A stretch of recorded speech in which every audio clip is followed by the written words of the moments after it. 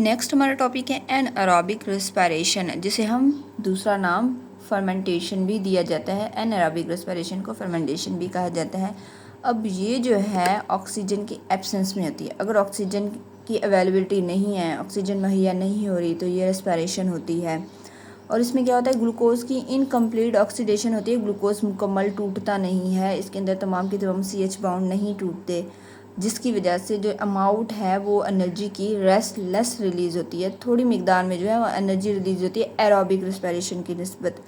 First phase में glucose होता है, ग्लूकोज से ग्लाइकोलाइसिस होते हैं और ग्लूकोज के एक मॉलिक्यूल से 2 पैरुविक एसिड मॉलिक्यूल्स बनते हैं। तो फर्स्ट फेज जो है वो सिमिलर है एरोबिक रेस्पिरेशन के, कि molecule of glucose is broken down into 2 molecule of pyruvic acid. एक ग्लूकोज का मॉलिक्यूल जो है वो 2 पैरुविक एसिड के मॉलिक्यूल्स में जो है वो टूटते हैं। तो फर्स्ट फेज जो है वो बिल्कुल एरोबिक रेस्पिरेशन से सिमिलर है। अब सेकंड फेज में क्या होता है कि ये जो पैरुविक एसिड है, एरोबिक रेस्पिरेशन में तो ये कम्प्लीटली ऑक्सीडाइज होता है, टूट रहा था, लेकिन एनारोबिक रेस्पिरेशन में ऐसा नहीं होता।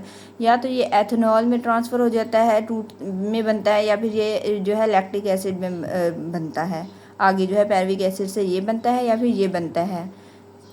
ठीक है, pyruvic acid is not completely oxidise due to the absence of oxygen. Oxygen की ना होने की वजह से ये पैरुविक एसिड जो है वो कम्प्लीटली ऑक्सीडाइज नहीं होता, मुकम्मल नहीं टूटता।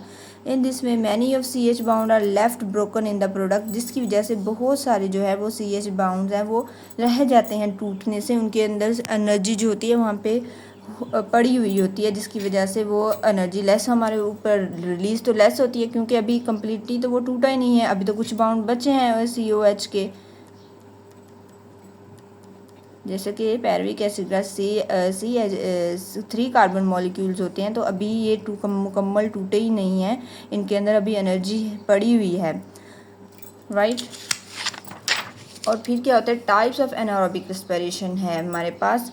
2 टाइप्स की है एनारोबिक रेस्पिरेशन। अल्कोहलिक फर्मेंटेशन है। In this type of aerobic respiration, ये एरोबिक, इसमें क्या होता है कि ये जो पैरुविक एसिड है वो ब्रोकन डाउन होते हैं अल्कोहल में, और उसके साथ कार्बन डाइऑक्साइड भी रिलीज़ होती है। ये पैरुविक एसिड है, ये अब टूटा है, लेकिन टूटा किस कंपाउंड में, किस मॉलिक्यूल में, इथाइल अल्कोहल, जिसे हम एथेनॉल भी कहते हैं। OL देखें, ये जो OL है हमेशा ये शो करता है कि ये एक अल्कोहल का मॉलिक्यूल है, ठीक है।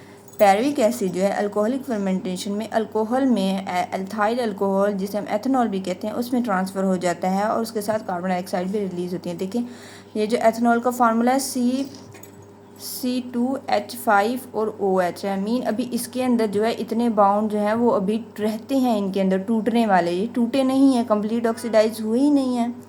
और ये अल्कोहलिक फर्मेंटेशन होती कहाँ है, बैक्टीरिया में होती है, और इसके अलावा यीस्ट में होती है, ठीक है। और इसके अलावा हमारे हम जो घर में ब्रेड बनाते हैं या फिर बेकरी प्रोडक्ट है, वहाँ पे यीस्ट का इस्तेमाल होता है। अगर हम डो बनाते हैं ब्रेड की, तो उसके अंदर हम कोई भी कार्बोहाइड्रेट, स्टार्च, या फिर हम गंदम का आटा लेते हैं, तो उसके अंदर हम ये यीस्ट मिलाते हैं, तो उस वहाँ पे फर्मेंटेशन होती है, उसमें फूल जाते हैं वो, बिल्कुल भी वो उसके अंदर जो है वो मतलब कि गड्ढे गड्ढे से निकल आते हैं, फूल जाते हैं वो। तो उसके अंदर फिर जब जैसे ही हम उसे बेकरी प्रोडक्ट बनाते हैं, तो जैसे ही हम उसे सोक करेंगे चाय के अंदर, तो वो बिल्कुल उसको जो है वो एब्जॉर्ब कर लेते हैं। तो वो कौन होते हैं, कार्बन डाइऑक्साइड होती है, जो उसके अंदर जो है वो छोटे छोटे सुराख बनाती हैं, ठीक है। तो ये हमारे पास थी कि ये यीस्ट में हम ब्रेड बनाने में, बेकरी प्रोडक्ट में, जैसे पिज़्ज़ा के डोज वगैरह में है, तो वहाँ पे हमारे पास हम फर्मेंटेशन करवाते हैं। और नेक्स्ट हमारी टाइप है लैक्टिक एसिड फर्मेंटेशन। ये हमारे पास, इसमें क्या होता है कि ये पैरुविक एसिड मॉलिक्यूल जो होते हैं वो लैक्टिक एसिड में कन्वर्ट हो जाते हैं। और लैक्टिक एसिड का फार्मूला C3H6 और O3 है। मीन्स कि अभी इतने ये जो है ये एक दूसरे के साथ अटैच हैं, ये कम्प्लीटली अभी तक टूटा ही नहीं है पैरुविक एसिड। ये जो है लैक्टिक एसिड में ट्रांसफ़र हो गया। लैक्टिक एसिड का फार्मूला ये है, अभी इसके अंदर ये इतने जो है वो बाउंड पड़े हैं, रहते हैं, इनके अंदर अभी एनर्जी होगी, तो जिसकी वजह से एनर्जी जो है एनारोबिक रेस्पिरेशन में लेस रिलीज़ होती है, क्योंकि वो टूटता ही नहीं है मुकम्मल। अब ये लैक्टिक एसिड फर्मेंटेशन कहाँ होती है हमारे पास, it occur in skeletal muscle of human and other animal during extreme physical exercise.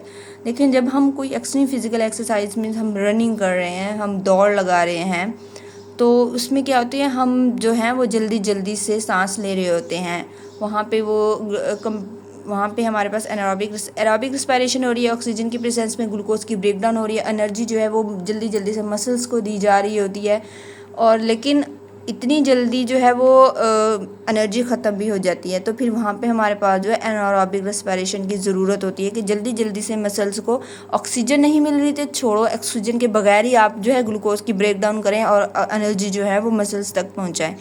तो वहाँ पे फिर वो जो होती है एनर्जी जो है वो लैक्टिक एसिड की फॉर्म में जो वो मसल्स को जो है वो दी जाती है ये एनर्जी।